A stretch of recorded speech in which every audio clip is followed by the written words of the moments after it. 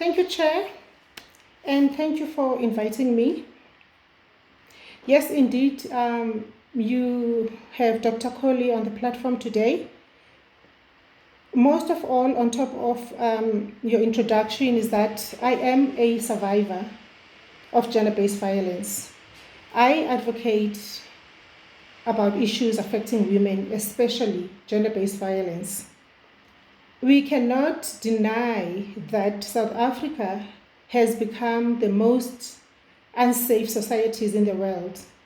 And therefore, having me to talk about issues affecting women, I consider this commendable. Thank you for putting issues affecting women on your agenda. People who have read my book, people who follows me on social media would agree with me that every day is a no violence against women and children day.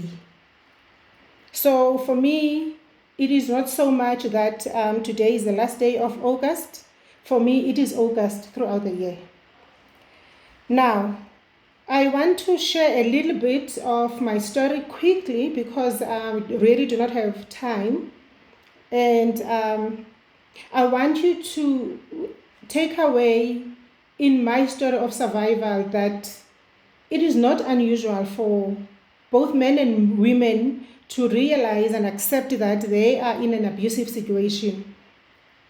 I have decided on the basis of my own situation and on the basis of my own observation when I coach and mentor victims and survivors of gender-based violence that a lot of the times, both men and women are not familiar with forms of gender-based violence. This is a phenomenon that manifests itself in various forms, such as physical, social, where your partner would isolate you, cultural and religious forms. Am I back? Yes, you're on, Doctor. Please continue. Yes. Gender-based violence manifests itself in various forms, as I alluded: social, physical, cultural, religious forms, physical, financial forms, where your partner would, for instance, deprive you shared resources, financial shared resources in the household. Those are forms of gender-based violence that I want us to take into consideration when we're dealing with issues affecting women. Now, when we're talking signs of abuse or signs of gender-based violence, you must ask yourself questions if you do not know if you are in an abusive environment or situation. How do you feel around your partner, both women and men? Do you feel scared? Do you feel you're walking on eggshells? Do you feel you're losing confidence?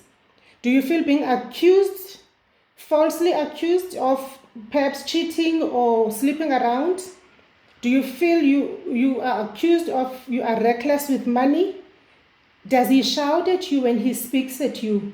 Do you feel unsupported?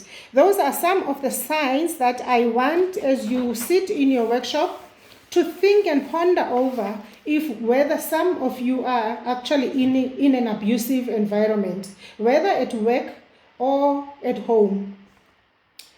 Now, because of the time, the physical and the sexual abuse that women experience, we have observed that it leads to fatalities. We have seen many women die. In my situation, which my experience is contained in this book, I kept on crying. I tell the reader how I have experienced gender-based violence in a physical and sexual form. There were instances in my situation that I would be pushed on the bed and be smelled and be fingered so that the perpetrator satisfies himself just to know if I did not sleep with anyone during the day. What we do as victims, we allow these things to continue because we are so scared, and because we know that we have not done all the things we are falsely accused of. We let them continue without realizing that we are prolonging the pain. Now, I want to say to the victim, it is very important to ask yourself uncomfortable questions. It is very important to ask yourself, how do you feel in your relationship? It is very important to admit to yourself if you are not happy in your situation. And you do not only admit, you seek help, you report, you read about your situation. For instance, if you ask yourself, why is it most of the time I'm not happy and only sometimes I am happy? Because you are receiving the situation. You've got to ask yourself questions. And if you find an answer, because the answer lies within you, you know why you're not happy, because you're being assaulted, you're being shouted at, you are scared in your own space. You need to read about your situation. Now, there's a question that usually comes out when I share my story. People always ask, what prompted you to leave? I read, because issues of gender-based violence, trust me, are well documented. You need to find out what is your contribution. Why is it that you are not happy? Let us create awareness. Let us make every day a no violence against women and children. Because once you do that, once you read and locate yourself, you will be able to seek help, you will be able to report, you will be able to go for counseling, for instance. Now, what prompted me to leave? Let me take you back. I read a lot about my situation because I wanted to understand, is it me who's really creating unhappiness in my life? Is it true that every time I'm assaulted, it is my fault? And I realized that that was blackmailing he was doing on me. And the fact that I kept it away from those that were around me, trying to remedy the situation, trying to change him, trying to make him see that all those things he was accusing me of were not true. At that time, I did not realize that I was prolonging the pain. I did not accept and admit that no one has an ability to change another person. So I want to encourage you to admit if you are not happy, to ask yourself questions, to report the abuse, and not blame yourself. It is not your fault that one is abused.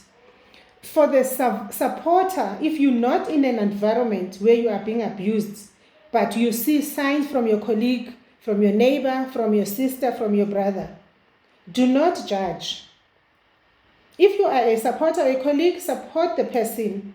Allow the person to speak to you. Advise where you can. Share literature with that person. Do not make decisions for the person. A lot of the times, people ask, why are you still there? Trust me, that's the most painful question. We don't know how to answer that question because no one gets married to divorce. No one gets to any relationship to jump ship the next day. For the supporter, it is for you to support, give comfort, be empathetic of the situation, provide literature so that somebody can see him or herself in that literature. Now, as I was reading, because I had to read a lot for me to understand and locate myself and also take responsibility, there were questions that I came across on the internet. They were asking, does he shout at you? Do you get physically assaulted? Do you get sexually assaulted? Does he belittle you? A list of questions, about 10 of them. At the end of the questions, there was a caption that read, if you answer only one out of those 10 questions, you must know that you're in an abusive relationship. And at that time, I had answered 9 out of 10. I had to admit, because now I'm reading and no one is telling me. I was not forced by anyone to admit. I answered 9 out of 10. I broke down. I cried. But I was very happy that I was beginning to find and reclaim my voice, because now I know what is happening with me. I went for counseling. We both went, and sometimes he would say no one can tell him he should live his life. And I realized that I cannot pull him with me. I cannot force him. I took initiative to know what was happening in my life. I took initiative to accept that I was not happy. It requires courage to admit. I want to ask you a question as you go through with your coaching session today, which I commend, that ask yourself, are you happy in your relationship? Can you admit to yourself that you are claiming your space, your voice? In your current situation, will you be able to realize your dreams? Because trust me, it takes courage to admit that you are not happy, because being unhappy in any situation derails you from realizing your dreams, derails you from achieving your goals. So I did not want to prepare so much for you. All I wanted to say is, let us make every day a no violence against women and children. Let us admit to ourselves if we are happy. Let us seek help if we are not happy. Let us not prolong our stay in any unpleasant situation. Any situation which is causing pain to us, let us not be party to that. Because once you try to change another person, you are allowing the situation to continue. You are only prolonging it. So I hope next time I will be able to share with you a very long presentation, which usually takes an hour, which I detail forms of gender-based violence, signs of gender-based violence, and the reasons why people usually prolong their stay. The reasons, they vary. Some of you may agree to that. There are social, cultural, financial reasons why people stay in unpleasant situations, because one asks him or herself, what about the children? How am I going to care for them? And socially and culturally, there is this notion that womanhood is to hold your household together. So there are various reasons that why we stay. Some religious reasons. Some churches do not allow people who separate or divorces. They don't even entertain that. When I speak to church people, I always say to them, I may not necessarily say you don't encourage people, but I know that you're not trained to deal with such. You only take the line and the side of praying. I'm not disputing prayer. I prayed. I meditated on the word of God. I knew that God himself, he said in his word, he has good plans for me. I meditated on the fact that take me out of the situation. Let your good plans manifest in me. Let those who don't believe in you see that you live in me. So I want you to ask yourself that, are you claiming your voice? In your current situation, will you be able to achieve or to realize your dreams? And I want you to know that no one has an ability to change another person. I wish you all the best with your session, and I want you to be happy, and I want you to know that every day is a no violence against women and children. Thank you, Coach. Dr. Coley, thank you very much. You've alluded to it. We will find more space and time to dwell more. Absolutely. But for today, Yes. thank you very much. Yes. And all the best. Thank you so much. Thank you. I hope I didn't take much of your time. Thank you, Chair. We are covered. Thank you very much. Dr. Thank you. And all the best with your session.